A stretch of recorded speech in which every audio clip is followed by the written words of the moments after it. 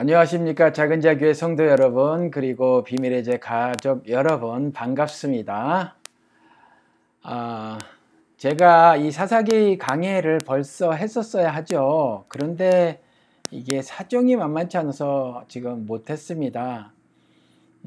지난번에 전화기로 지금 이 각도가 아닌 벽을 등지고 해봤는데 이게 생방송으로 하니까 많이 끊겨요. 끊긴다는 말씀 하셔서 제가 들어봤거든요. 엄청 끊깁니다. 그래서 생방송으로 하지 말자. 그리고 각도를 이렇게 좀 돌리자. 여기가 장기 투숙 호텔이라 뒤에 지금 보이시죠? 막 옷 막 지저분하게 걸어놓고 못 놀 데가 없어서 이런저런 잡동사니 막 에어컨 위에 올려놓고 말이죠. 또 TV도 틀어놨어요. 지금 저희 어머니가 옆에 계신데 뭐 그림이라도 좀 보셔야 하니까 어차피 귀가 안 들리셔가지고 뭐 볼륨 같은 거는 크게 상관이 없으세요. 그렇지만 그림은 좀 계속 틀어져 있으니까 있어야 하니까 제가 이렇게 틀어놓고 합니다. 여러분 양해를 부탁을 드리고요. 또 제가 조명을 쓰는 것이 아니라 이 호텔의 천장에 있는 이 그냥 램프 빛 이걸 그냥 쓰니까 안경 여러분들에게 조금 방해가 되죠. 자꾸 제가 고개를 이렇게 숙이면 좀 나는데 약간만 들어도 여러분들에게 이렇게 비쳐서 말이에요. 그런데 이 모든 것들을 좀 양해를 해 주십사 부탁 말씀을 드려요. 우리가 그래도 하나님의 말씀을 늘 사모하는 사람들로서 같이 시간을 내서 말이에요. 이렇게 하나님 말씀을 나누고 하는 거, 이런 시간들은 우리 일상에, 우리 매일의 삶에 절대적으로 중요한 일이니까 여러분들 좀 환경이 열악하더라도 좀 이해를 하시고 바다같이 넓은 마음으로 해량을 좀 해주시고 말이죠. 우리 함께 귀하신 하나님의 말씀을 나눠보도록 하겠습니다. 여러분 오늘은 말이에요. 사사기 12장 8절부터 16장까지 할 텐데 삼손 이야기입니다. 삼손 이야기는 길죠. 13장서부터 나와 있어요. 근데 지난번에 12장 7절까지 했죠. 그리고 12장 8절서부터 나머지 몇 절 안 되는데 그 몇 절 안 되는 구절에 사사가 3명이 스쳐 지나갑니다. 별로 기록이 없어요. 뭐 딸아들 30명씩 낳아서 뭐 시집장가 잘 보내고 잘 먹고 잘 살았더라. 뭐 이런 기록이에요. 입산, 엘론, 압돈 이 세 사사가 나오는데 그냥 뭐 잘 지내고 잘 살았다. 이렇게 짧게 언급하고 지나갑니다. 그리고 13장서부터 14, 15, 16, 13, 14, 15, 16 4장에 걸쳐서 삼손 이야기가 나와요. 삼손 이야기는 개신교인이 아니라고 하더라도 일반인들도 다 알죠. 여러분들도 삼손 다 아실 거예요. 근데 여러분 삼손에 대해서 여러분들은 어떤 이미지를 가지고 계십니까? 슈퍼맨 같이 막 초능력의 힘, 아주 초자연적인 힘을 가진 그런 사람이다 이렇게 알고 계시죠? 또 하나는 삼손 그러면 뭘 알고 계시나요? 들릴라. 여자한테 폭 빠져가지고 여자 때문에 인생 망친 자, 뭐 이렇게 우리가 알고 있죠. 근데 하느님이 그 이야기를 하시는 것일까? 우리가 한번 생각을 해볼 필요가 있어요. 여기서는 구속 섭리가 어떤 것이 발견되어질까? 사실은 뭐 구속 섭리가 창세기 1장서부터 그 성경 마지막 장까지 말이죠. 계시록 마지막 장까지 내내 똑같은 이야기이긴 해요. 하나님이 죄를 진, 즉 하나님을 반역한 피조물이지만 하나님의 통치를 거부하며 독립선언을 한 인간들, 그래서 죄인이 된 그 피조물들을 그래도 사랑하신다는 거예요. 그래도 사랑하신다는 거예요. 그래서 그 사랑을 확증하시는 이야기예요. 그러니까 성경은 내내 사랑 이야기죠. 무슨 역사 사건이 나오고 인물이 등장하고 뭐 지지고 볶고 이러저런 역사가 쓰여져 있는데 이게 다 하나님이 자신의 인간들에 대한 사랑, 죄인들을 향한 사랑 이야기더라 하는 거예요. 그 이야기기는 해요. 그러니까 사실은 삼손 이야기를 통해서도 하나님은 그 이야기를 하시는 겁니다. 사실은. 근데 그럼에도 불구하고 성경이 길잖아요. 거기서 디테일한 부분들, 조금 더 강조되는 부분들이 있더라. 오늘은 삼손을 통해서 하나님이 무엇을 강조하시냐 하면 믿음을 강조하신단 말이에요. 믿음. 그래서 그냥 오늘 믿음이라고 제목을 달았는데 조금 그냥 이렇게 너무 믿음 그러면 이게 제목이 크니까 조금 바꿔볼까 이런 생각도 있어요. 그래서 나중에 그 편집을 해서 믿음의 이야기지만 조금 좁혀서 제목을 바꿔볼까도 생각을 하고 있습니다. 여러분, 여러분들에게 질문을 드려볼게요. 여러분들은 사시면서 무엇을 가장 중요하게 생각을 하고 사십니까? 무엇을 염두에 두고 사시나요? 여러분들 인생 무엇을 기준으로 해서 사시는지를 여쭈는 거예요. 사실은 우리가 살다가 자꾸 그냥 어떤 상황에 매몰되어지거나 혹은 매몰되어지진 않더라도 적당히 타협하거나 본인이 우리 스스로가 타협한다고 생각을 하지는 않는다고 하더라도 사실은 세상의 리더들이 말하는 대로 인생을 내맡겨 사는 그런 부분들이 있단 말이에요. 그런 모든 것들을 하나님은 사사기를 통해서는 타협하는 거다 이렇게 말을 하고 있어요. 속아 사는 거다. 오늘 그 삼손을 통해서는 하나님이 그 말씀을 다시 한번 재차 강조하시는 거다. 전 이렇게 생각을 합니다. 먼저 12장 8절서부터 그 이하 아주 짧은데 말이에요. 가서 보면 가서 볼게요. 15절까지예요. 아주 짧습니다. 반 페이지도 안 돼요. 여기에 입산, 엘론, 압돈 세 사사가 나와요. 세 사사가 나오는데 뭐 잘 먹고 잘 살았다 이야기예요.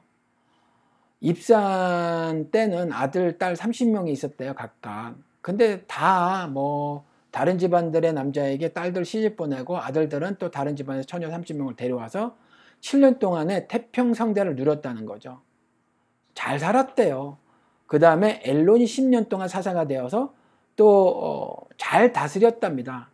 그리고 죽어서 장사를 지내고 그 다음에 힐렐의 아들 압돈이 있었는데 압돈도 40명의 아들과 30명의 손자가 있었대요.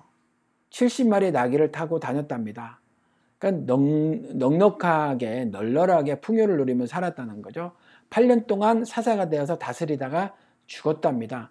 이렇게 그냥 은혜의 시간이었어요. 짧게 이 세 사사 시대를 치고 지나갑니다. 여러분, 우리도 이렇게 그냥 큰 문제 없이 살아가는 시절들이 있어요. 그런 시절들이. 저는요, 나이가 들어서 조금 들어서 이제 한 5년 전서부터 경제적으로 그렇게 어렵지 않아요.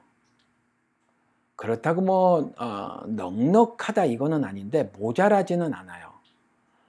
저희가 씀씀이가 저나 제 아내의 씀씀이가 이전부터 계속 이렇게 좀 풍족하게 쓰는 씀씀이었으면 지금도 뭐 빠듯한 거일 텐데 워낙 오랫동안 그렇게 써버릇하지 않아서 말이죠. 그래서 부족하진 않습니다. 오늘도 말이에요. 저희가 호텔에 있어서 호텔 지금 우리가 3층인데 1층에 빨래방이 있거든요. 그런데 한 통 세탁기가 그 통이 작더라고요. 그 한 통 빠는데 이불, 한번 말리는데 이불. 이렇다고 해가지고 집사람이 그걸 손으로 빠는 겁니다. 그 이불 아끼겠다는 거예요. 이제 우리 그런 형편 아니니 그러지 말자 그랬는데도 고집을 안 꺾습니다. 그러면 이럴 때 이제 그 자식 이기는 부모 없다니 애들한테 일러야 되겠죠. 그래서 애들이 마침 전화가 왔길래 페이스타임으로 이렇게 보여줬어요, 그 장면을. 근데 애들이 말하니까 아내가 또 질 수밖에 없죠. 자식 이기는 부모 없으니. 뭐 이렇게 사니까 부족하지 않아요. 근데 이렇게 부족하지 않으니까 자꾸 마음이 셉니다. 정신도 조금 금이 가서 자꾸 뭐가 이렇게 빠져나가요. 사람이 뭔가 이렇게 부족하고 없을 때는 긴장의 끈을 늦추지 않죠. 그렇죠. 그래서 뭔가 살아있는 듯한 모습들이 좀 보인단 말이에요. 제가 이전에 로스앤젤레스에서 그 길게 바닷가로 쭉 늘어지는 피어에서 낚시를 해본 적이 있거든요. 여러 차례 해봤는데 그 새벽에 고등어가 퍼덕퍼덕 뜰 때가 있어요. 멀리서 봐도 멋있습니다. 힘이 말도 못하겠어요, 고등어가.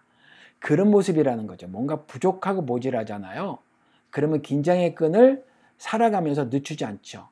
그래서 뭔가 살아있는 듯한 느낌을 많이 받는 그 행동들을 한단 말이에요. 생각도 그렇고 행동도 그렇고. 그런데 뭔가 조금 널널해지잖아요. 널널해지면 여유는 있어 좋은데 자꾸 뭔가 마음이 이렇게 새나가고 하는 것들도 있을 수 있다는 거야. 그래서 자꾸 이렇게 자꾸 다 잡아야 되죠, 우리가. 그렇죠. 믿음 안에 있는지 믿음 바깥에 있는지 늘 시험해 보라고 했으니 하나님께서 우리 자신을 말씀으로 시험해 봐야죠. 자꾸 내 자신을 다 잡아야 된단 말이에요. 저는 그러려고 애를 쓰는데 여러분 어제 제가 그 채팅방에 올린 그 사진과 글로 깜짝 놀라시는 분이 있으셨을지 모르겠어요. 이것도 제가 저를 다잡는 차원이기도 하고요. 그리고 나머지 인생에 어찌 보면 꿈처럼 갖고 있는 것을 조금 실천해 볼까 이런 부분이었는데 이전에 시민 활동을 하다가 알게 되신 분들이 있어요. 근데 어저께 그 조선신보 편집국장의 강연회가 있었어요. 근데 어디 모이지는 못하니까 줌으로 모였죠. 줌으로 주로 이제 미국의 각 지역하고 독일에서도 뭐 모이시고 그래서 한 50 몇 분이 모이셔서 그 강연회를 했어요. 그분이 강연을 한 건데 조선신보 편집국장이죠. 이 조선신보는요 친북 언론이에요. 친북 언론이고 북한을 자유롭게 들어갈 수 있어요. 그래서 자유롭게 취재를 합니다. 이걸 말씀을 드릴까 말까 했어요, 사실. 왜 그러냐면 오해가 또 발생할 수 있고 또 소화도 잘 못 시키실 분들이 계실까 좀 염려가 되는 거죠. 말씀을 드릴까 말까. 사실 이전부터 저는 계속 그런 생각과 행동들을 조금씩 해왔는데 이 부분은 제가 정 집사님께도 사실 구체적으로 말씀을 드린 적이 없거든요. 근데 이제 여러분들께 말씀을 나누는 거예요. 어떻게 받아들이시든지 좀 던져야 되겠다. 그래서 그렇게 한 겁니다. 그런데 그게 말이에요. 관제 언론 수준을 넘어서 거의 그 북한 정부 홍보하는 그런 그 언론과 같은 거예요. 그러니까 뭐 그런 거 다 있죠. 러시아에도 있고 중국에도 있고 그런데 아무튼 오래된 언론사입니다. 저는 개인적으로 남북한 인민이 서로 그 알지 못하는 채로 미워하고 적대시하고 뭐 이런 게 마음이 아픈 사람이거든요. 그래서 좀 알자 차원에서 접근하는 거예요. 어차피 괴리가 크고요. 또 약소국이라 굉장한 강한 주장이 있죠. 그러니까 지렁이가 밟으면 꿈틀하듯이 그 꿈틀하는 주장들이 매우 강하단 말이에요. 그럼에도 불구하고 그래도 통로는 열어놓자, 끈은 끊지 말자 하는 차원에서 지금 하는 거예요. 조선신보 그 편집국장과 저의 생각은 많이 다르죠. 그렇지만 결국 민간인 교류는 적극 추진돼야 하니까 제가 지금 미국 온 지가 만으로 31년이 지났는데도 제가 한국에 있었을 때 20대 때 그렇게 생각했던 거, 왜 그 남북교류가 정부로 참고 단일화여야 하는가, 민간인 교류가, 그러니까 남북교류가 그 신고제해야 되지 않을까, 일단 허가제가 아니라, 그리고 민간인 교류가 자유롭게 있어야 되지 않을까, 북한은 북한이 알아서 할 것이고 일단 남한은 그렇게 문을 열고 우리는 이렇게 열려 있으면 북한에다 계속 말을 해야 되지 않을까를 20대 때 생각을 했단 말이에요. 친구들과 그런 말들을 나눴다고요. 그런데 지금 30년이 훌쩍 지나서 거의 40년 가까워 가는데도 여전히 바뀐 게 하나도 없어요. 그래서 안타까워서 민간인 교류 차원에서 끈을 완전히 끊지는 말자, 이렇게 하고 있는 겁니다. 이 작업도 조금 이제 나이가 들면서 너글너글해지거나 널널해지거나 여유로워지거나 하는 지점들이 저에게도 있어서 뭔가 새나가는 것이 있을 수 있다. 그래서 그걸 막는 거예요. 저 나름대로. 그러니까 저의 예를 굳이 하나 말씀을 드리는 거죠. 제가 하나님 앞에서 어떻게 믿음을 올바로 잘 보관할 수 있을까? 어떻게 믿음을 잘 간직하고 이것을 땅에 묻어놓지 않고 잘 우리 주인님을 위해서 이문을 남겨드릴 것인가를 고민을 하는 거예요. 흑암이라는 세상에서 어떻게 하면 그리스도인으로 빛의 삶을 살아갈 수 있을까? 이 세상이라는 흑암에서 어떻게 하면 소금의 삶을 살아갈 수 있을까를 고민하면서 나름대로 하고 있는 작은 활동 가운데 하나다라는 말씀을 드리는 거예요. 이렇게 굳이 이렇게 말씀을 드리는 건 여러분들도 동일하게 뭔가 이렇게 널널하면 새어나가는 부분들이 있을 수 있다는 거예요. 나이가 들어가고 좀 여유로워지면서 너글너글해지고 널널해지고 뭐 마음도 뭐 그러죠. 광에서 인심 난다고, 광에서 인심 나는 게 마음의 인심이란 말이죠. 이렇게 마음도 좀 널널해지는 경우도 있어요. 그런데 이렇게 널널해지면 제가 지금 말씀드리는 것처럼 뭔가 이렇게 새나가는 것도 있을 수 있다는 거예요. 새나가는 것도. 그래서 이걸 다 잡기 위해서 저는 이제 뭐 이렇게 기웃거려도 보고 저의 삶을 달아보기도 하고 점수 매겨보는 거죠. 제가 그리스도가 돼서 황순기라는 저를 달아보고 말씀으로 달아보고 뭐 이런 거 하는 거예요. 믿음 안에 있는지 믿음 바깥에 있는지 시험해 보는 것을 이렇게도 해보고, 그러는 가운데 무슨 행동하는 것, 무슨 행한 가운데서 또 이렇게 하는 것이 우리 주의 영광을 이 흑암이라는 세상에서 드러낼 수 있는 것이겠구나, 혹은 또 저렇게 하면 우리 주님께서 써나가시는 역사를 내가 방해하는 것이 될 수 있겠구나 등등의 생각들을 할 수 있는 동기부여가 된단 말이에요. 동기가 마련이 되는 거란 말이에요. 그래서 여러분들도 아직 무엇이 옳고 그른가가 확정이 되지 않는다고 하더라도 무엇인가를 시도해보는 일은 절대적으로 중요하다라는 말씀을 드려요. 왜 그러냐면 사람은 입산 엘론 압돈의 널널한 은혜의 시간을 그냥 지나가다 보면, 등 따시고 배부른 시간을 갖게 되다 보면 아무래도 13장에 들어가서 읽어드릴게요. 1절에 대짜고짜 삼손 이야기 나오기 전에 이스라엘 백성이 다시 여호와께 범죄함으로 여호와께서는 그들을 40년 동안 블레셋 사람의 지배를 받게 하셨다. 이렇게 되더라는 거예요. 그래서 사실은 간단하게 처리를 해버리고, 이 세 명의 사사 시절은 간단하게 처리를 해버리고, 그런 은혜의 시간들을 그냥 지나다 보니 또다시 그 이스라엘 백성이 여호와 앞에서 범죄를 저지르더라 이거죠. 그러니까 죄는 뭐냐 하면, 죄는 하나님의 기준에서 사실은 죄인가 아닌가 보는 거예요. 우리 인간들이 윤리를 동원을 해서 그리고 윤리의 최소치로 만들어 놓은 그 법을 기준으로 해서 죄인가 아닌가 이렇게 판단하는 것이 아니라 하나님의 기준, 하나님의 말씀을 기준으로 해서 죄인가 아닌가 보는 거죠. 여호와께 범죄를 하였다는 거예요. 그렇죠. 말라기의 11조도 하나님의 것을 도적질한 것이 아니라 하나님을 도적질한 거죠. 그렇죠.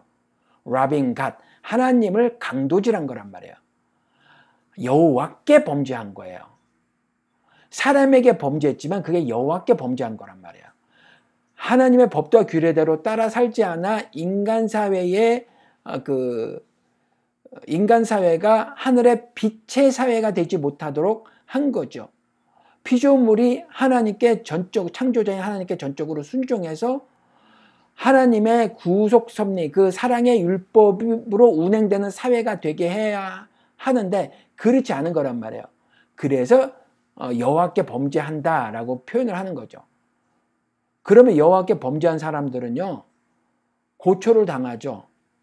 고초를 당하는데 어떤 고초를 당하냐면 전쟁의 신, 그리고 이 흑암이라는 세상에서 언제나 승리를 거두시는 그 승리자이신 신, 흑암에서 내가 세상을 이기었노라 선언하신 그 하나님, 그 하나님이 그 세상을 맞닥뜨리며 우리가 살아갈 때에 그 세상을 이기지 못하게 하신단 말이에요. 이기지 못하게. 하나님과 함께 해야만 이기는 거예요. 모세처럼. 하나님과 함께 해야만 이기는 거예요. 그런데 이기지 못하는 거죠. 사사기 처음에 강의를 할 때도 말씀을 드렸잖아요. 전쟁에서 이기고 진 거, 전쟁에서 졌는데 뭐가 문제냐는 거예요. 전쟁에서 질 수도 있지. 군인 수가 적거나 군사훈련이 미비했거나 아니면 병거가 적었거나 뭐 여러 가지 이유로 전쟁에서 질 수도 있는데 그것 가지고 하나님이 벌을 내리시더라. 왜 그래요? 전쟁에서 졌다고 하는 건 하나님께 믿음을 보이지 않았음을 구약시대는 모형으로 보여주는 거란 말이에요. 그렇죠. 그래서 오늘도 13장 1절에 보면 그들은 40년 동안 블레셋 사람의 지배를 받게 되었는데 이 받게 된 것을 하나님께서는 지배를 받게 하셨다 이렇게 되는 거죠. 전쟁에서 참패하고요. 그래서 지배를 받게 만드시는 거죠. 사실은 블레셋이 힘이 강해서 이기는 거지만 하나님이 모세 손을 들게 하심으로 승리를 거머쥐게 하실 수 있단 말이에요. 이스라엘 지도자 중에서 사사 중에서 그 밖에 다른 그 시대의 예언자나 제사장이나 그 밖에 누구를 하나님이 아무나 지목을 해서 그 손을 들게 하심으로 아니면 그 밖에 다른 어떤 사인을 약속을 하시고 그것을 이행하게 하심으로 승리를 거머쥐게 하실 수 있음에도 불구하고 그렇게 하지 않으심으로 지배를 받게 하신다는 거죠. 이게 13장 1절에 나온 거예요. 널널하면 좀 다잡아야 돼요. 그대로 세월을 흘려보내면 안 된다는 거죠. 왜 그래요? 때가 악하니까. 때가 악하잖아요. 때가 악하니까 세월을 흘려보내면 안 된단 말이에요. 세월을 흘려보낸다는 게 뭐냐면 제가 저를 안 보고 있으니까 자꾸 이제 안경이 번쩍번쩍하군요. 고개를 이렇게 턱을 땡기고 45도 얼짱각도로 이렇게 해야 되겠군요. 세월을 흘려보낸다는 게 뭐예요? 제가 조금 전에 말씀을 드린 것처럼 마음이 뭔가 자꾸 빠져나가는 거예요. 새나가는 거예요. 그 새나가는 게 뭐죠? 우리가 흘려버린 마음이 뭐죠? 에베소 교인들에게 경고하신 거. 사랑이란 말이에요. 사랑을 흘려보낸 거예요.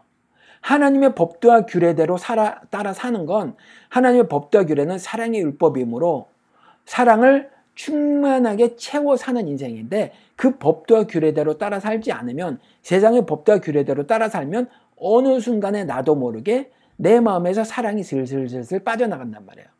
마음에서 뭐가 빠져나가는데 그게 사랑이 빠져나가는 거예요. 정신세계가 뭔가 강팍하게 돼요. 사랑이 빠져나가서. 정신세계가 심지어 더 나가서 파괴가 되게 되죠. 사랑이 없으면 그 정신세계는 괴물의 정신세계가 된단 말이에요. 그래서 자꾸 다 잡아야 돼요. 법도와 규례대로 내가 따라 살고 있는지 아닌지를 날마다 시험해 봐야 된다 이 말이죠. 시험하는데 그것을 골방에서 하는 게 아니죠. 우리 매일의 삶에서, 우리의 삶의 현장에서 그렇게 살아가는 거란 말이에요. 그렇죠. 그래서 긴가민가 할 때는 일단 실천해 보면 요한복음의 말씀대로, 그러면 그 가운데 하나님의 뜻을 깨닫는 수가 꽤 많이 있더라는 거예요. 그렇게 해서 깨달아지더라. 그렇죠. 그래서 마음이 깨닫는 거다. 하나님이 이렇게 말씀을 하고 계시다는 거예요. 그리고 그 이후에 보면 13장에는요. 삼손의 탄생을 알리는 기사예요. 삼손의 탄생을 알리는 기사. 그리고 14장은 갑자기 이제 삼손이 성장한 기사가 나와요. 14장서부터는 삼손이 블레셋 사람들과 갈등을 야기시킵니다. 갈등을 야기시키고 15장에서는 그 갈등이 증폭이 돼요.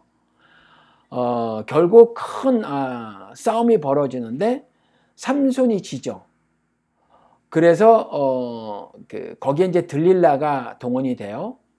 들릴라가 동원이 되는데 들릴라에 빠져서 말이에요. 들릴라의 치마폭에 빠져서 괴롭지만 말이죠. 그 유혹을 3번이나 넘겼는데 4번째 넘기지 못해서 결국 삼손은 잡힙니다. 잡혀서 눈이 뽑히고요. 맷돌을 돌리는 처지가 되죠. 자, 이런 이야기에 여러분 다 알고 계시는 거죠. 이게 14장서부터 16장까지 3장에 걸쳐서 있는 얘기예요. 그러니까 13장은 이제 그 탄생에 대해서 미리 말을 하고 있는 거예요. 아직 안 태어났어요. 아직 안 태어났고 이 이야기를 하는 겁니다. 그런데도 이렇게 길게 써놨다는 거죠. 25절까지 있는데 24절에 가서야 그 삼손의 어미가 아들을 낳아 이름을 삼손이라고 지었다. 이렇게 나와요. 그러니까 여기까지예요. 그리고 이제 14장에 갑자기 성장한 삼손이 나오는 거예요. 14, 15, 16 이제 삼손의 성장한 후에 이를 기록을 하고 있어요. 그런데 평탄한 삶을 못 살았어요. 그런데 지금 12장 말미에서 보니까 그 세 사사 이야기가 나온단 말이에요. 여러분들 조금 전에 말씀드린 것처럼 입산, 엘론, 압돈 널널하게 살았단 말이에요. 이스라엘이. 근데 갑자기 그 삼손 이야기가 등장해요. 그런데 그 전에 이스라엘이 하나님 앞에서 여호와 앞에서 범죄를 저질렀더라. 그래서 블레셋에게 40년 지배를 받더라. 이렇게 말을 하고, 그런데 13장서부터 16장까지 읽어보면 이스라엘은요 삼손에게 뭐라고 말을 하냐면 우리가 그들의 지배를 받고 있는데 갈등을 야기시키지 마라. 그들과 충돌을 벌이지 마라라고 삼손에게 얘기하고요. 삼손을 오히려 묶어서 블레셋에게 갖다 바쳐요. 그러니까 뭔가 이야기가 조금 매끄럽게 진행이 되지 않는 듯하죠. 그러니까 이스라엘이 하나님 앞에서 범죄를 저질렀다 그랬는데 갑자기 삼손 개인 이야기가 나오고요. 개인 이야기로 그 14, 15, 16장이 다 개인 이야기예요. 근데 그게 잠깐 이스라엘 얘기가 나오는데 이스라엘은 블레셋에 적극 협조하는, 그들과 갈등을 벌이고 싶지 않은 그러한 모습을 보인단 말이에요. 이런 구절이 나와요. 그러니까 보시면 거기서도 이걸 통해서 우리가 알 수 있지만 이스라엘은 내내 범죄를 저지르는 거예요. 내내. 이때 믿음의 사람 삼손 하나 띄워놓는 겁니다. 믿음의 사람 삼손. 그렇지만 삼손도 여전히 무너지는 거죠. 바울처럼. 자기 안에서 죄가 막 끌어오르는 거죠. 유혹을 계속 받아요. 유혹을 계속 받는데 그 유혹을 이겨내지 못하는 모습을 보인단 말이에요. 오호라 나는 공고한 사람이라도 누가 나를 이 사망의 몸에서 건져내 주랴라고 하는 그런 유혹을 계속 받는단 말이에요. 이겨내지 못했죠. 그렇죠. 근데 나중에 이제 삼손이 워낙 많은 블레셋 사람들을 쳐 죽인 용사였으므로 삼손을 잡아서 맷돌을 돌리게 하고 그를 구경하려고 했던 블레셋 사람들이 워낙 많아서 말이에요. 결국 끌려나가는데 그때 삼손이 믿음의 회복을 하는 장면이 나옵니다. 그러니까 오늘 말씀을 통해서 우리가 알아야 될 것은 믿음 이야기예요. 믿음이 모두다라는 말씀을 여러분들에게 드리고 싶은 겁니다. 믿음이 전부라는 거예요. 우리가 살다가 자꾸 그걸 잊고 살아간단 말이에요.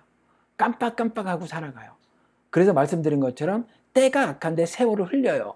세월을 흘린다는 건 제가 조금 전에 말씀드린 것처럼 마음이 자꾸 새나가는 거였죠. 마음이 새나가는 건 뭐냐면 사랑을 잃어버리는 거예요. 첫사랑을 어디다 잃어버렸는지도 알지도 못해요. 그러면 그 빈 공간에 뭐가 채워지냐 하면 발락의 방에 있었던 은금이 채워진단 말이에요. 오늘도 이러한 장면이 나와요. 조금 더 자세하게 살펴보면 삼손의 탄생을 알리는 기사에서 그 13장에 가서 보면요. 13장 5절에 읽어드릴게요. 네가 아들을 낳은 후 그의 머리를 깎아서는 안 된다. 그는 태어날 때부터 하나님께 바쳐진 나실인이 될 것이며 블레셋 사람의 손에서 이스라엘을 구출하는 일을 착수할 것이다. 나실인이라고 되어 있죠. 나실인은 나실 사람이에요. 그렇죠. 나실 사람인데 나실인은 성전 봉사를 맡은 사람들이란 말이에요. 그 하늘의 일을 감당을 했던 사람들이죠. 그러니까 당시에는 이렇게 어쩌다 한번 모였을 때 그때 봉사하는 사람들 이런 사람들이었었어요. 이 사람들은 나실인들은 무엇을 통해서 자신들이 나실인인가 즉 성전 봉사를 하는 사람들인가를 나타냈냐면 머리를 안 깎은 거예요. 그러니까 요즘에도 이스라엘 사람들 유대인들 미국에서 길거리 걸어가는 거 보면 여기 있잖아요. 여기 뭐라 그러더라 구렛나루 여기를 이렇게 길게 이렇게 이런 사람들이 기르고 이런 것들로 아마 그 전통을 이어가고 있는 것 같기는 해요. 근데 이렇게 머리를 기르지 말라라고 하는 거죠. 머리를 안 깎는 거예요. 그리고 이 나실인이 하나님의 백성을 구출하는 일을 하게 될 것이다. 이렇게 말을 합니다. 13장 5절 머리를 깎아서는 안 된다.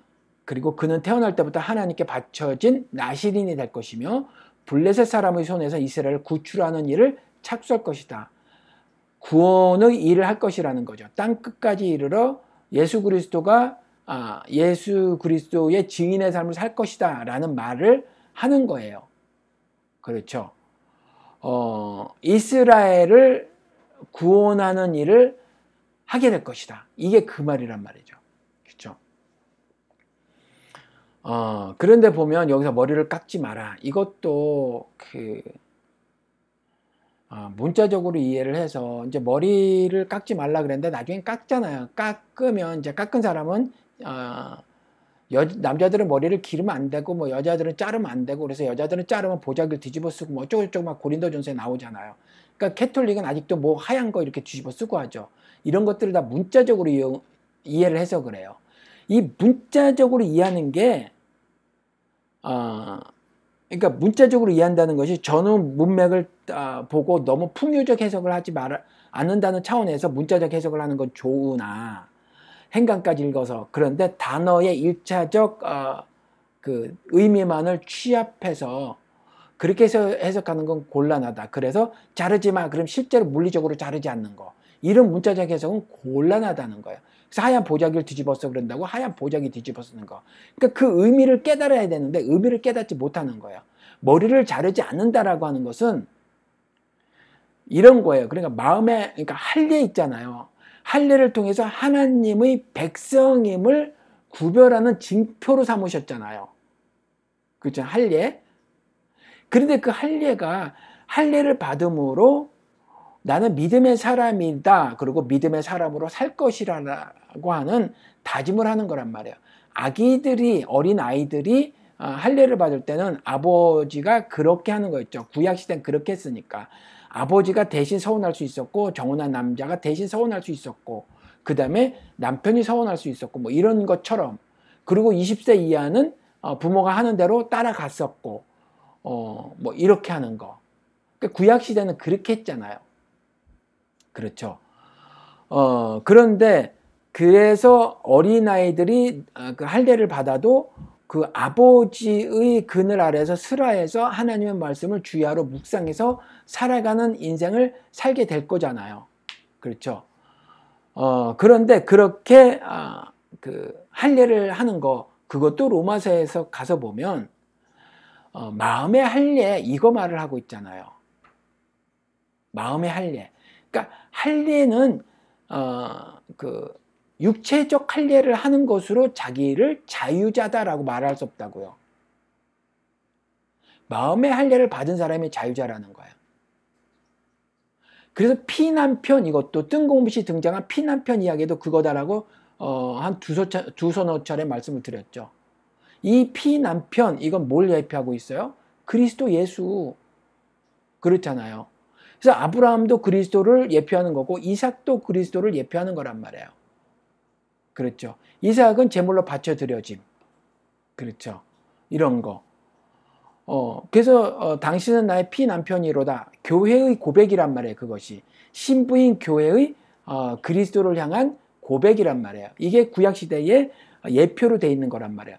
똑같이 할례가 그런 것처럼 삭도를 대지 않는 일도 마찬가지란 말이에요. 진짜 머리를 자르지 않고 이 귀 옆에 이스라엘 사람들 길게 내리는 것 가지고 하나님이 신앙을 인정하지 않으신단 말이에요. 할례를 받았지만 믿음의 할례, 마음의 할례를 받지 않으면 말짱 소용없어요. 실제로 뭐 믿음이 없는 사람들도 포경수술 하잖아요. 그런 거라면 소용이 없어요. 상식적으로 생각해봐도 아는 거잖아요. 똑같아요. 머리를 자르지 않는다. 그냥 무조건 장발로 있는 게 믿음을 증거할 수 있는 게 아니란 말이에요. 삭도를 대지 않는 것을 통해서 내 마음의 고백을 하나님께 하는 거죠. 그렇죠. 그래서 그 삼손에 대해서 천사가 그리 말을 한 거였단 말이에요. 머리를 깎지 말라. 그는 하나님의 일을 감당할 사람이다. 하나님의 일은 당연히 뭐죠? 구원하시는 일이잖아요. 근데 이스라엘이 지금 이런 상태니까 또 이스라엘이 죄 중에 빠졌으니 죄 중에서 건져내는 것이 구원하는 거잖아요. 그것이 구출하는 거잖아요. 그러니까 그 이스라엘을 구출하는 일을 하게 될 것이다. 이 이야기란 말이에요. 하나님 일. 당신 이제 뭐 성전 봉사하는 그 일을 나시린들이 했지만 그곳으로 국한된 것은 아니었다. 여기서도 보니까 그랬죠. 그래서 보면 4절에는 포도주나 독주를 마시지 말며 부정한 것을 그 어떤 것도 먹지 말아라. 그러니 하나님의 일을 하는 사람들은 신자라면 누구나 사명을 받는데 이와 같이 부정한 일을 하면 안 돼요. 이것도 문자적으로 이해를 해서 뭐 진짜 무슨 토요일 날 일 안 하고 뭐 이런 거 뭐 광어 먹으면 안 된다고 말하는 사람 제가 들어봤거든요. 목사님. 답답하죠. 그렇죠? 뭐 광어는 바닥에 있는 뭐 생선이므로 더러운 것들을 많이 먹어서 어차피 과학적으로 더럽다. 아우 정말 얼마나 답답한지 몰라요. 그게 먹으면 그게 그대로 살이 됩니까? 왜 트럼프처럼 이렇게 그 배울 만큼 배운 목사님 비과학적인 얘기를 하는지. 아무튼 당시에는 예를 들면 뭐 문어 같은 거 먹으면 부정한 일이었잖아요. 이것은 부정하냐 부정하지 않느냐는 하나님의 말씀을 근거한 것이다라는 차원으로 이해를 하셔야지. 진짜 문어가 부정한 동물이다.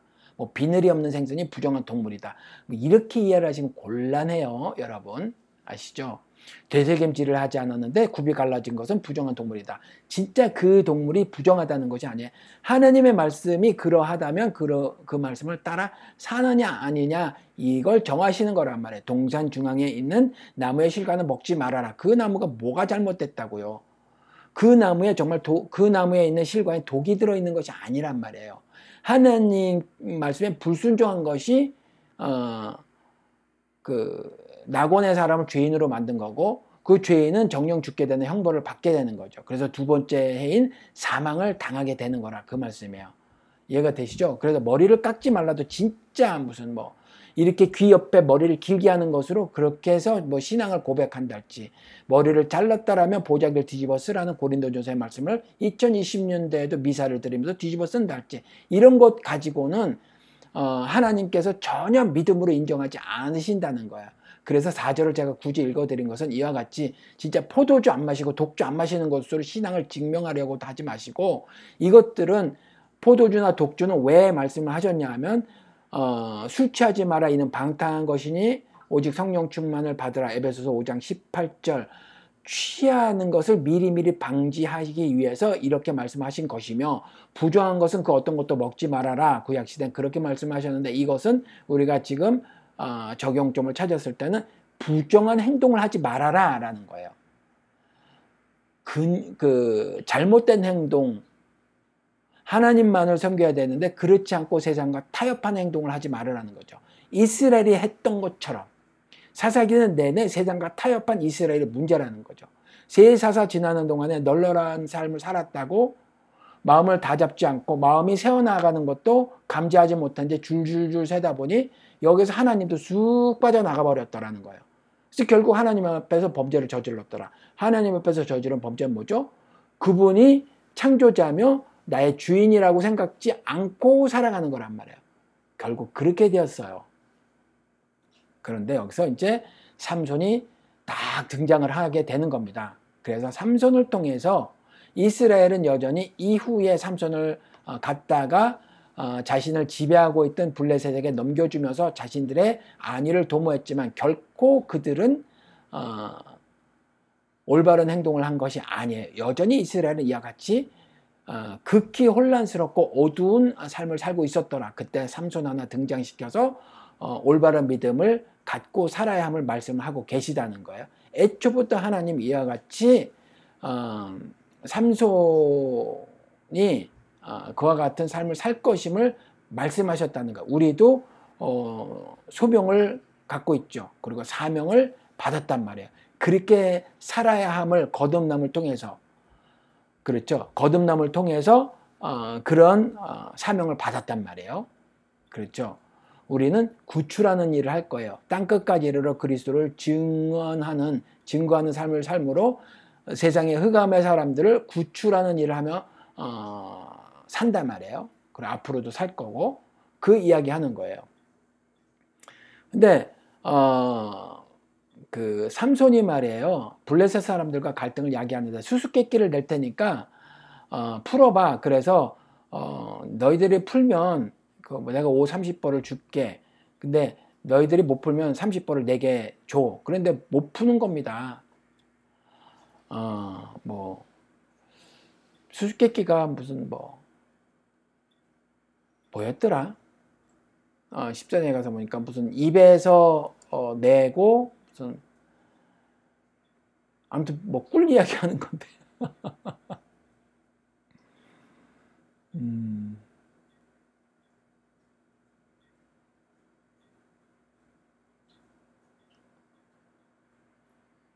여기 있구나. 수수께끼 뭐냐면 먹는 자에게서 먹는 것이 나오고 강한 자에게서 단 것이 나왔다. 삼손이 사자를 때려 죽였는데 나중에 와서 보니까 그 사자에게 벌들이 모여 있었대요. 그리고 거기에 꿀이 있었답니다. 그래서 그 꿀을 한 주먹 떠다가 가져가고 부모한테 가고 이렇게 이런 장면이 나와요. 그래서 그것 때문에 이제 수수께끼를 낸 거예요. 수수께끼를 냈는데 입에서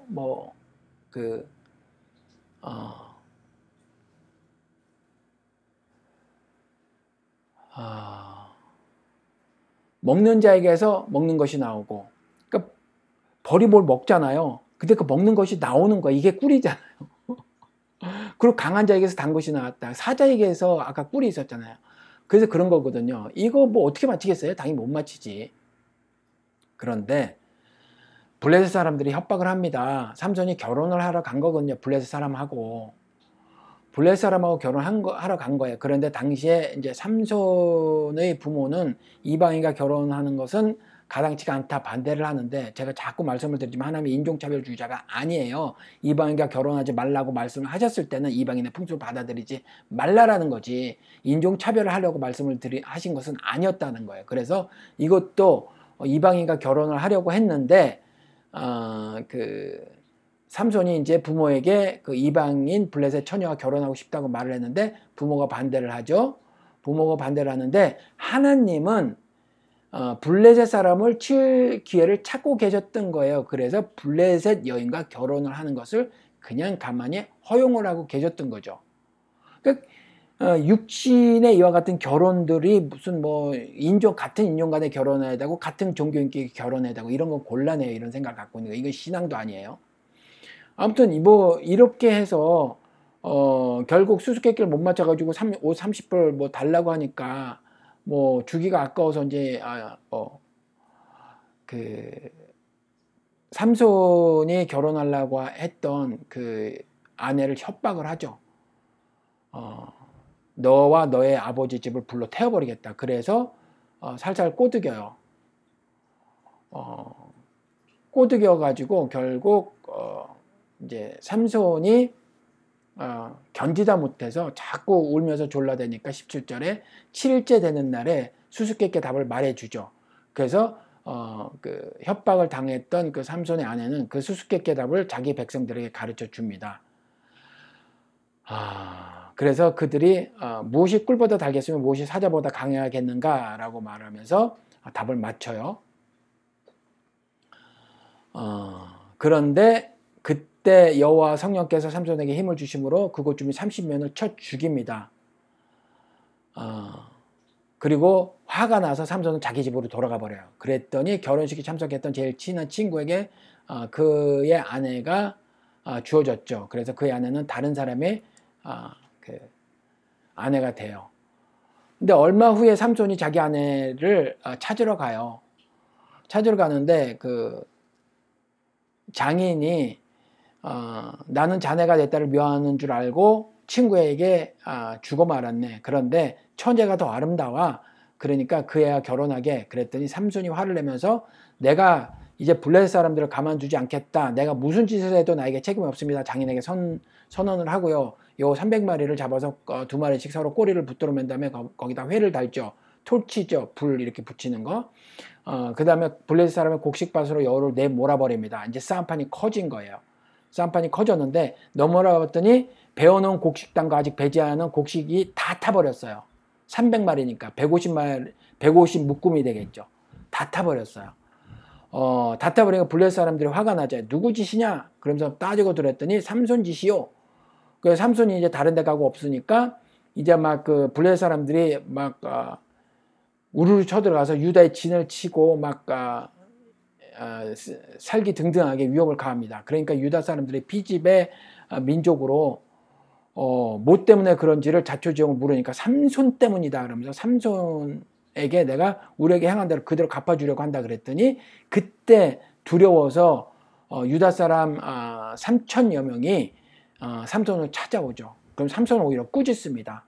우리가 블레셋 사람의 지배를 받고 있는데 네가 그 사실을 알지 못하느냐? 알고 있으면서 어떻게 이런 일을 저지르느냐? 어떻게 그들의 심기를 거스리는 하느냐? 왜 갈등을 야기하느냐? 왜 갈등을 증폭시키느냐? 그들이 싫어하는 일을 왜 하느냐? 그러면서 여전히 그들은 세상 종의 삶을 살아가는 거죠. 세상 종의 삶을 사는 것은 죄의 종의 삶을 사는 거다. 그리스도가 밝혀놓고 계시단 말이에요. 그때 삼손은요. 자기 동족이니까 그들의 말을 일단 듣습니다. 그래서 우리가 여기 온 곳은 삼손아 너를 블레셋 사람의 손에 넘겨주려고 왔는데 그랬더니 넘겨주려고 왔다 그랬더니 삼손이 그래 그럼 넘겨줘라. 다만 너희들이 나를 죽이지만 말고 나를 묶어서 그들 앞으로 끌고만 가라 이랬어요. 그래서 끌고 갔거든요. 끌고 갔는데 삼손이요 그 줄을 끊어버립니다. 아주 간단히 끊어버리죠. 불탄 새끼줄처럼 끊어져 버렸대요. 14절에. 그리고 당나귀 턱뼈 하나 있는 걸 봤는데 그것 가지고 블레셋 사람 1000명을 죽여버렸대요. 그리고 20년 동안 사사로 평안하게 잘 지냈답니다. 그리고 16장에 가서 보면 비슷한 이야기가 또 나와요. 비슷한 이야기가 블레셋 사람의 5 통치자가 그 지역의 통치자들이 뭐 왕들이겠죠. 작은 어떤 부족의 왕들 혹은 시족의 왕들 삼손이 워낙 힘이 세니까 말이에요. 그리고 그 삼손이 그 두 기둥과 빗장을 뽑아버리는 일이 있었거든요. 혼자 있다가 보니까 가자로 가서 창녀의 방에 들어갔어요. 거기에서 그 밤을 새우려고 그 창녀와 함께. 그런데 이제 가자 사람들이 그 블레셋 사람들이죠. 팔레스타인 사람들. 이 사람들이 이제 삼손을 죽이려고 포위하고 있었는데 밤새도록 숨어 기다렸는데 삼손은 거기를 나오죠. 한밤중에. 그래서 그 성문짝과 기둥을 뽑아서 어깨 메고 헤브론으로 가요. 산꼭대기로. 그런 일이 있은 후에 삼손은 그 들릴라라는 여자를 사랑하게 됩니다. 그때 자서 지방의 통치자들이 그 들릴라에게 가서 말을 하죠. 삼손을 깨어내라. 그리고 깨어내서 삼손의 큰 힘의 비결이 무엇인지를 알아내라. 그렇게 해서 우리가 삼손을 어떻게 하면 묶어서 복종시킬 수 있는지 알아오너라. 그러면 우리가 1100개씩 은화를 너에게 주겠다. 우리 여러 명이, 우리니까 여러 명이 있을 거 아니야. 우리 각각이 너희들에게 1100개씩 은화를 주겠다. 뭐 수천 개 은혜를 주겠다는 얘기였겠죠. 그러니까 요 전에는 삼손과 관계에 있었던 여자를 협박해서 삼손이 그 유혹에 넘어가게 하고요. 지금은 삼손이 마음에 들어하는 그 들릴라라는 아리따운 여인에게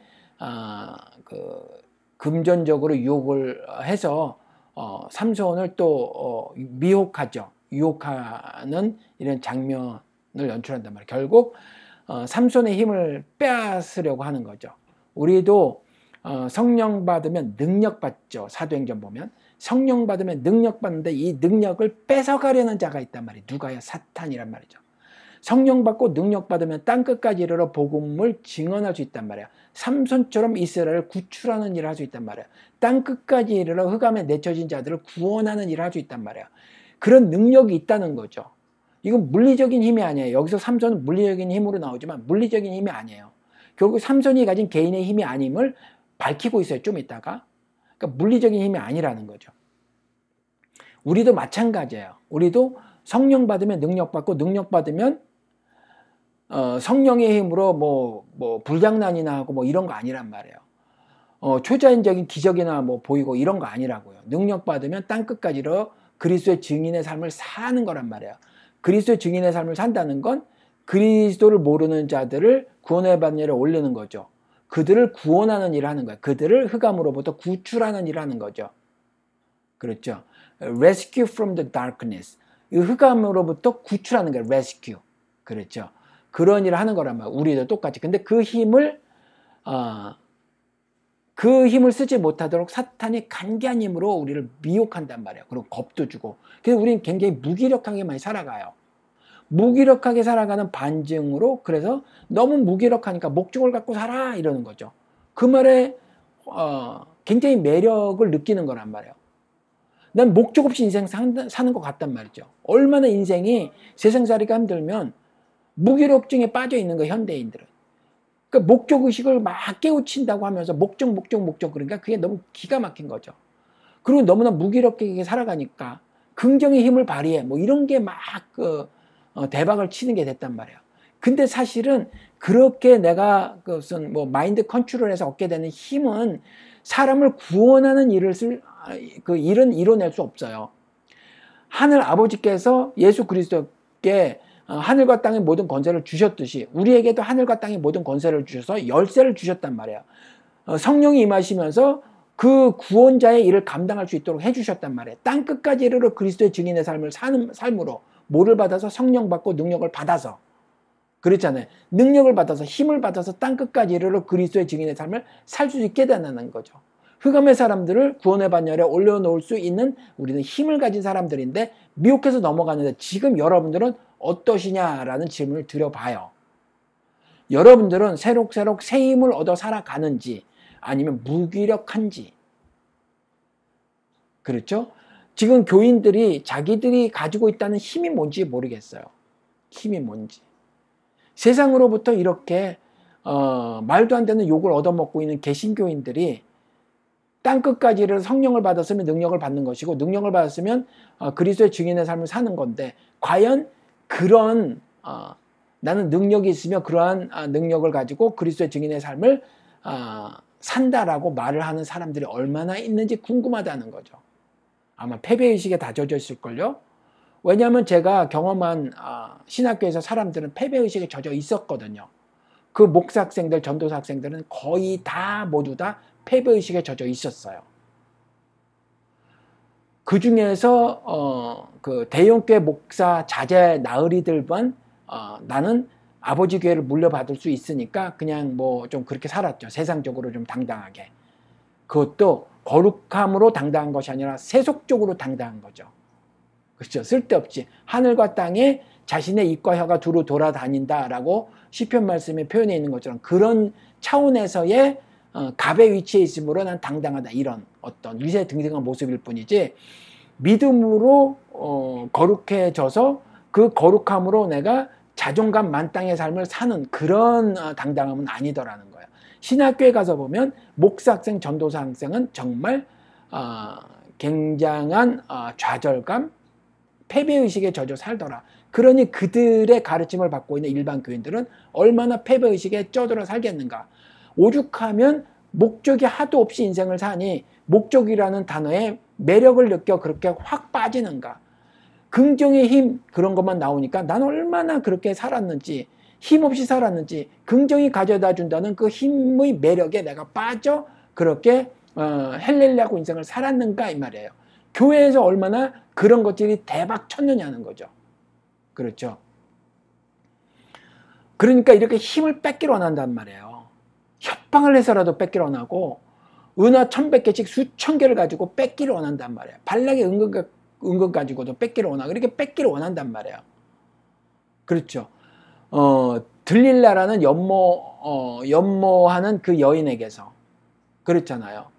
하와가 보암직하고 먹음직하다고 꼬신이 보암직하고 먹음직한 것을 베어 물듯이 그러는 거란 말이죠. 그렇죠. 그래서 힘이 어디서 나오는지 알려주시오 라고 말했더니 3번에 걸쳐서 막 알려주는데 사실은 거짓말이었죠. 무슨 어떤 길다란 줄기 같은 거, 우리 번역엔 칙이라고 돼 있는데 꼭 칙이 아닐 수도 있어요. 그 지역에서 나는 어떤 줄기 같은 거예요. 그 줄기 7가닥으로 나를 묶으면 힘이 없을 것이요, 일반 다른 사람들과 같아질 것이요. 그런데 그렇게 했는데 그걸 끊어버리죠. 그리고 또 그랬더니 들릴라가 삼손에게 말아요. 당신 저를 놀렸어요. You made fun of me. 막 이렇게 하는 거예요. 그러니까 나를 가지고 장난쳤어요. You have made a fool of me. 이렇게 했군요. fun은 재밌는 거지. 그런 건 이렇게 놀리는 건 아니군요. 제가 잘못 영어했어요. You have made a fool of me. 나를 바보 취급했어요. 흑흑흑. 그러실 수가 있어요. 막 이런 거예요. 거짓말을 하셨어요. 막 이러면서 그런 거죠. 그럼 남자들은 그렇잖아요. 그러니까 여자들이 남자 구분 못하듯이, 그러니까 이 남자가 진짜 깡패 같은 남자인지 아니면 정말 그냥 남성다운 건지 그냥 깡패 같은 건지 이거 여자들이 처음에 잘 몰라요. 과묵한 건지 주변머리 없는 건지 잘 모르죠. 남자들도 몰라요. 여자들이 착 보면 쟤가 여우인지 아닌지 알잖아요. 남자들은 몰라요. 그냥 그게 순진하다고 알 수 있단 말이에요. 그러니까 이렇게 꼬셔대요. 여성분들이 아마 이 기사를 보면 아우 어떻게 삼손이 저렇게 미련할까. 예, 남자들은 미련해요. 남자들은 미련합니다. 이런 쪽에서. 들릴라가 자기를 속였거든요. 속인 걸 아는데 이봐요, 당신이 저를 놀렸어요. 나를 바보 취급하셨군요. 흑흑흑. 당신은 왜 나에게 거짓말을 하셨어요. 이러니까 또 넘어가는 거예요. 다시 제발 가르쳐 주세요. 당신 힘이 어디서 나오는지 가르쳐 주세요. 가르쳐 줬더니 블레셋 사람이 자기를 치러 왔는데도, 그런데도 또 가르쳐 줍니다. 한 번도 사용한 적이 없는 밧줄로 나를 묶으면 나는 꼼짝 못하는 사람이 될 것이요. 그게 또 묶었어요. 들릴라가 묶었는데, 꽁꽁 묶었는데 블레셋 사람들이 왔어요. 삼손 이러니까 삼손은 자기 팔에 묶여진 세 밧줄을 실 끄듯이 끊어버렸답니다. 그래도 들릴라가 다시 삼손에게 말해요. 지금까지 당신은 나를 놀리고 나에게 거짓말을 했어요. 또 흑흑흑. 나를 이렇게 놀리실 수가 있나요? 뭐 이러는 거죠. 또 넘어가는 거예요. 당신을 어떻게 하면 꼼짝 못하게 묶을 수 있는지 제발 좀 가르쳐 주세요. 근데 2번이나 죽을 위험에 처했음에도 불구하고 또 가르쳐 줘요. 그렇죠? 그래서 계속 이렇게 가르쳐 줘요. 가르쳐 주다가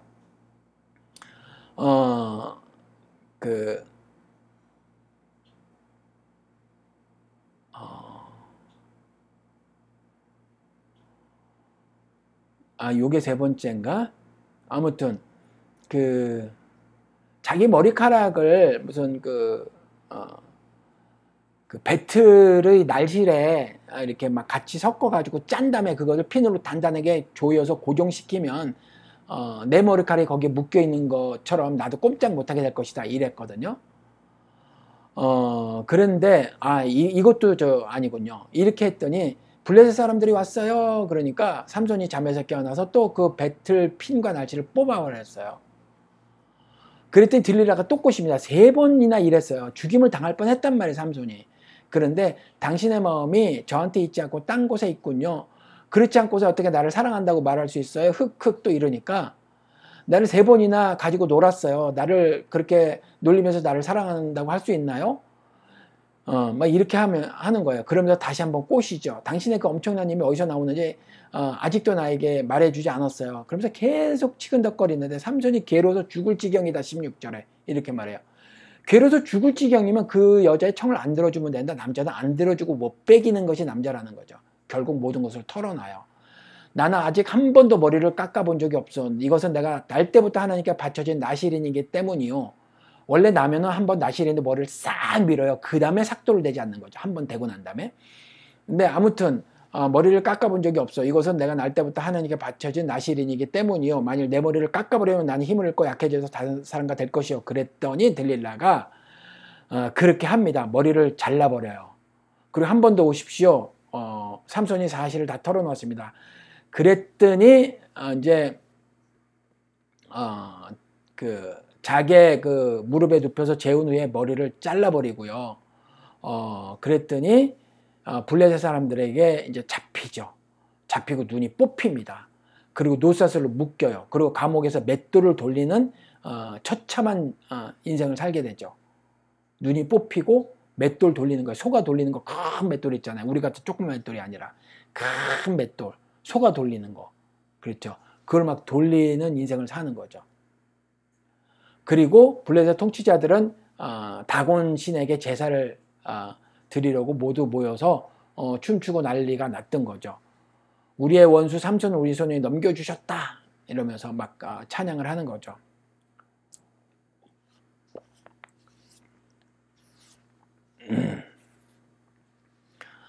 그런데 이제 삼손을 끌어내서 재주를 부리게 하기 위해서 이제 그렇게 감옥에서 끌어냈는데 삼손이요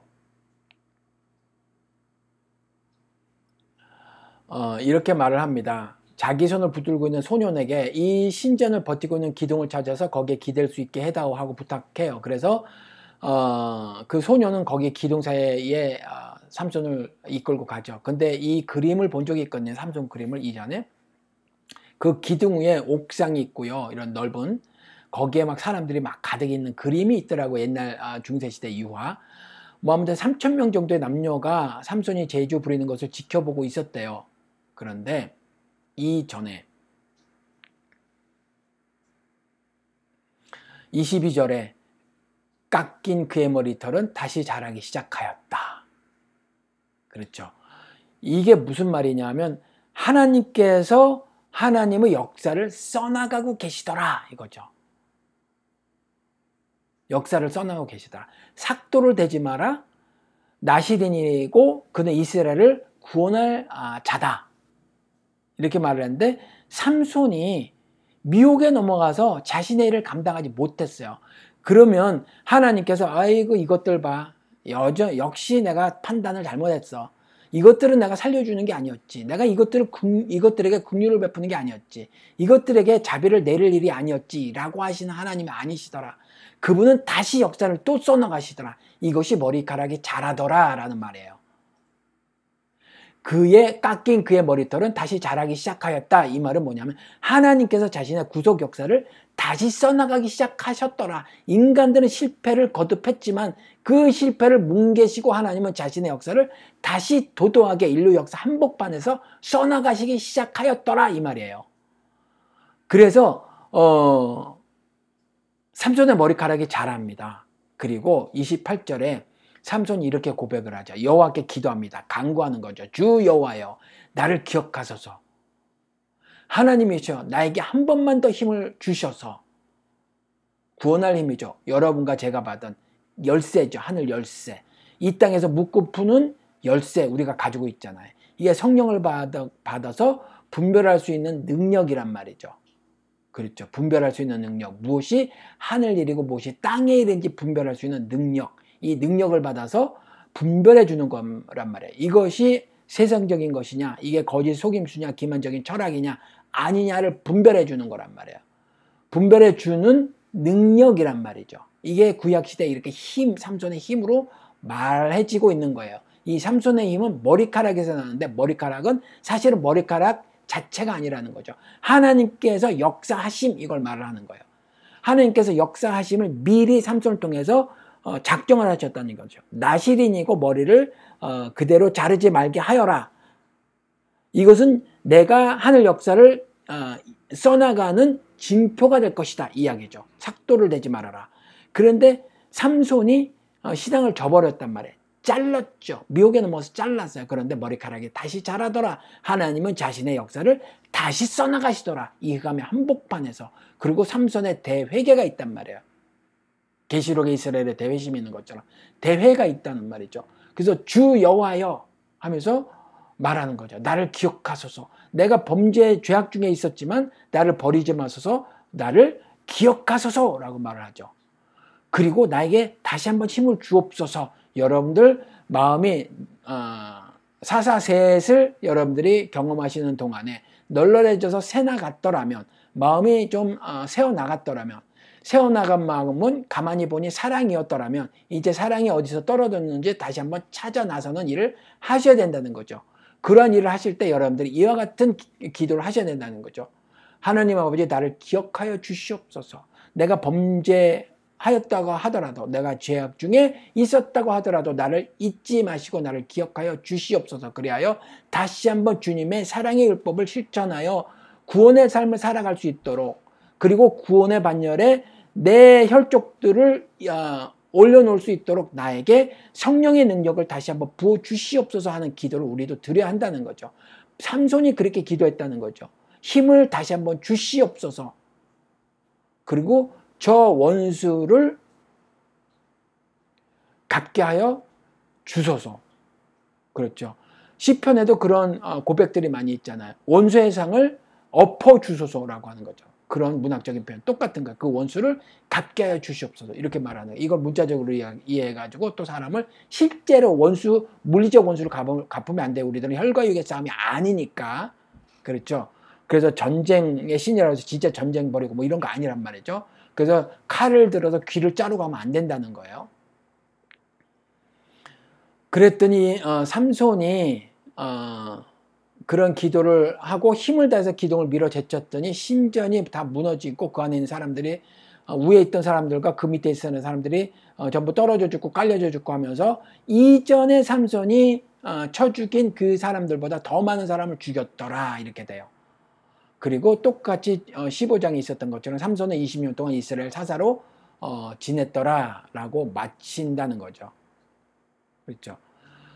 그러니까 여기서도 우리가 알 수 있듯이 믿음은 잘 먹고 잘 사는 게 아니에요, 여러분.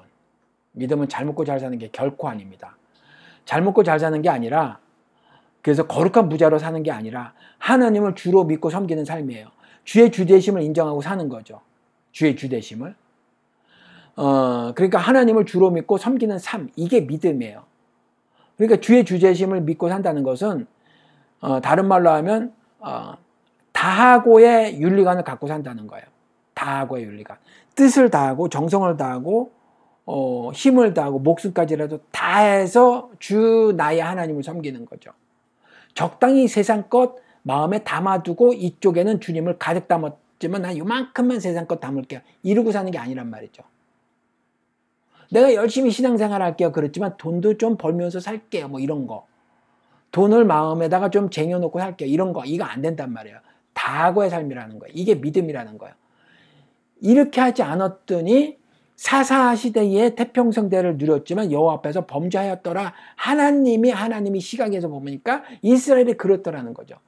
그 사사들 그 세 사사의 시간 동안에 입산, 엘론, 압돈이라는 사사가 통치하던 그 시절에 이들이 제사를 안 드렸겠느냐, 이들이 기도를 안 했겠느냐, 주야로 말씀 묵상 안 했겠느냐, 했다는 거예요.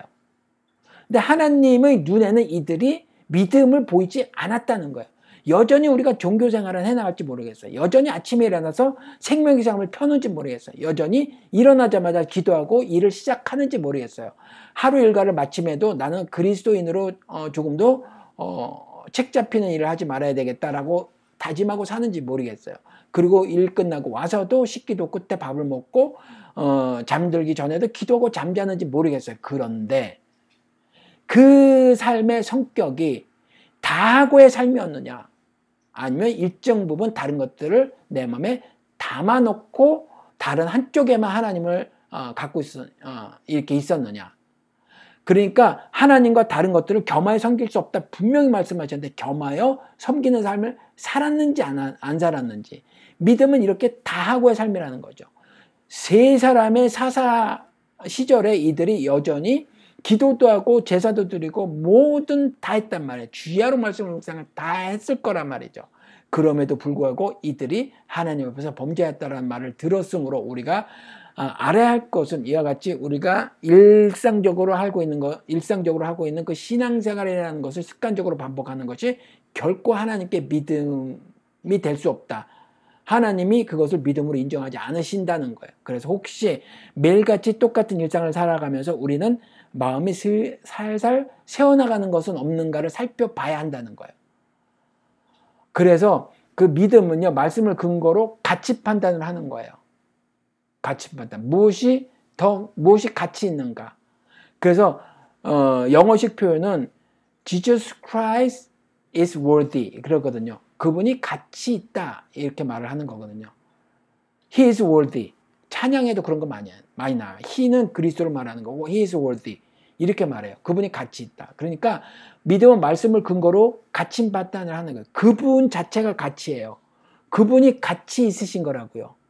그러니 말씀이 가치가 있는 거죠. 왜? 그분은 태초부터 계셨던 말씀이니까. 그러니까 말씀이 실천되는 삶이 가치란 말이에요. 그러니까 말씀을 근거로 내가 살아가고 있는지 아닌지, 이것이 사실은 말씀을 근거로 가치 판단하면서 살아가는 거란 말이에요. 그렇죠. 이런 믿음을 살아가고 있는지 아닌지 삼손의 삶을 통해서 이스라엘 전체가 흑암 중에 빠져 여전히 자신을 지배하고 있는 그 세상 임금의 심기를 건드리지 않고 적당히 타협해서 살려고 하고 있다고 하더라도 그 다수의 이스라엘이 자신들이 하나님의 선민이라고 하면서 제사도 드리고 주야로 말씀을 묵상하고 기도를 하고 금식을 하고 구절하고 형제들을 돌보며 살았어도 하나님 눈에는 범죄하는 자들이로라 이렇게 말씀하셨던 것처럼 우리도 일상생활에 종교생활을 그렇게 해나가면서도 혹시 범죄를 저지르고 있는지 아닌지, 믿음 안에 있는지 믿음 바깥에 있는지 말씀으로 우리를 늘상 시험해 봐야 한다는 거죠. 쉽게 할 수 있는 것은 뭐냐면 나랑 같이 삶을 나눴던 내가 그와 그녀에 대한 연정이 있는가, 그에 대한 사랑이 있는가. 사랑의 마음이 들지 않으면요, 여러분들이 일단 적어도 하나님을 신앙하지 않는 오늘의 시간들을 보낸 거예요. 내 자녀에 대한, 내 부모님에 대한 그런 사모의 마음이, 사랑의 마음이 빠져나갔더라면 그 빠져나간 자리에 분명히 세상 것이 그 마음 속에 차 있는 것이 분명해요. 그것이 하나님의 말씀이라는 거죠. 버가모 교회가 그랬단 말이에요. 그렇죠. 첫사랑을 잃은 자리에 발락의 방에 있었던 은금, 이 은금이 단순히 물질만을 말하는 것이 아니라 세속적인 가치를 말하는 거란 말이에요.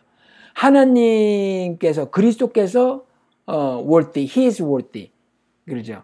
그분이 가치시란 말이에요. 그분이 가치 있으신데 그분이 가치 있으시다는 것은 말씀이 가치 있으시다는 거죠.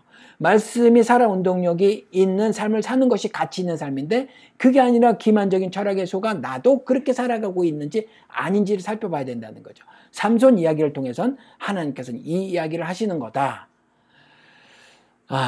여러분 삼손을 읽으면서 초자연적인 어떤 슈퍼파워를 보여준 어떤 인생 이렇게 떠올리시면 곤란해요. 삼손 이야기를 통해서는 믿음 말씀하시는 거다라는 거예요. 이렇게 이걸 명심하시고 삼손 이야기를 통해서 여러분들의 삶을 반추해 보시고 나도 이제 삼손이 마지막에 고백했던 것처럼 나를 한번 다시 기억하여 주시옵소서. 나에게 다시 긍휼을 베풀어 주시옵소서. 자비를 내려 주시옵소서. 나를 잊지 마시고 나를 기억하여 주시옵소서. 그리고 나를 다시 한번 성령의 능력으로 가득 채워주셔서 내가 나를 구원하고 내가 이웃들을 구원하는 도구의 삶을 다 살아내갈 수 있도록 작은 예수로 하늘 열쇠를 받은 자로서 묻고 푸는, 즉 무엇이 이고 무엇이 불이며 무엇이 선이고 무엇이 아인지를 스스로도 분별할 수 있도록 말씀으로 가득 찬 충만한 삶을 살게 해 주시옵소서라고 하는 간구를 여러분들이 들으셔야 한다. 그런 말씀입니다. 그래서 여러분들이 그런 삶을 사심으로 혹여나 새버린 마음이 있으면 다시 한번 여러분들이 찾아 나서는 믿음의 사람을 다 사시기를 주님의 이름으로 축원을 드립니다. 기도로 마칠게요. 참 좋으신 하나님 아버지, 오늘도 주님께서 말씀을 주셨으니 참으로 감사를 드립니다. 삼손을 통해서 믿음이 삶의 모두임을 깨달았습니다. 믿음이 삶의 일부가 아니라 믿음이 삶의 모두임을 깨달았습니다. 다하고의 삶임을 깨달았습니다. 가치 판단을 말씀으로 하며 살아야 함을 깨달았습니다. 그분이 예수 그리스도가 나를 구원해 주신 그분이 가치 있으심으로, 그분이 말씀이신 그분이 가치 있으심으로 말씀이 내게 살아 운동력이 있어 내가 말씀을 올바로 준행할 때 내 삶도 가치가 발생하는 줄을 이 시간에 고백을 드립니다. 온전히 말씀이 살아 운동력이 있어 내가 믿음의 사람의 삶을 다 살아내 갈 수 있도록 나를 잊지 마시고 우리를 기억하여 주시옵소서. 다시 한번 긍휼을 베풀어 주시고 자비를 내려 주시기를 간절히 기도드립니다. 하나님의 사랑과 그 사랑을 죽음으로 이루신 그리스도 예수의 은혜와 하나님의 사랑과 그리스도 예수의 은혜를 날마다 공급하여 주시는 우리 성령 하나님의 교제하심이 이 자리에 하늘 꿈을 꾸고 이 땅에 살아가는 동안에 흑암이라 할지라도 빛으로 살아가기를 다짐하고 빛으로 살아감이 온전히 사랑으로 살아감을 깨달아 단 하루라도 단 한 시간이라도 사랑하지 않음을 자책하며 그것으로 사랑하는 것으로 기쁨을 마음껏 누리며 살아가기를 소망하는 작은 자 교회의 하나님의 백성들과 비밀의 저희 하나님의 권속들 위에 지금부터 영혼까지 함께해 주시기를 다시 오실 귀하신 예수 그리스도 이름 받들어 간절히 기도드렸습니다. 아멘. 감사합니다.